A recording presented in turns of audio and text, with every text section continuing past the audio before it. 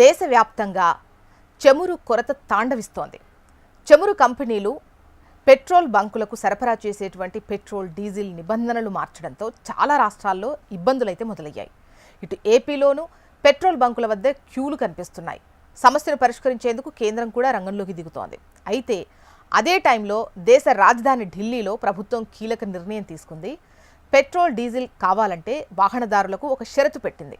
వాహన కాలుష్యాన్ని నియంత్రించడానికి ఢిల్లీ ప్రభుత్వం తాజాగా pollution under control PUC certificate నిబంధనను తప్పనిసరి చేసింది. కాలుష్య ధృవీకరణ పత్రం లేకపోతే వాహనాల్లో ఇంధనం నింపొద్దంటూ పెట్రోల్ బంకులకు ఆదేశాలిచ్చింది. వాహనదారులకు ఈ నిబంధనలు కఠినతరంగా అమలు చేయాలని ఆదేశించింది. ఢిల్లీ పర్యావరణ, అటవీ శాఖ జారీ చేసినటువంటి నోటిఫికేషన్ ప్రకారం చెల్లుబాటు అయ్యే పొల్యూషన్ అండర్ కంట్రోల్ PUC సర్టిఫికేట్ను సమర్పించిన తర్వాత మాత్రమే మోటార్ వాహనాలకు ఇంధనం అంటే పెట్రోల్, డీజిల్, CNG, LPG అందిస్తారు. 1989 నాటి కేంద్ర మోటారు వాహనాల చట్టం నిబంధనల్లోని రూల్ 115 యొక్క సబ్ రూల్ 7 ప్రకారం అమలు చేస్తున్నారు.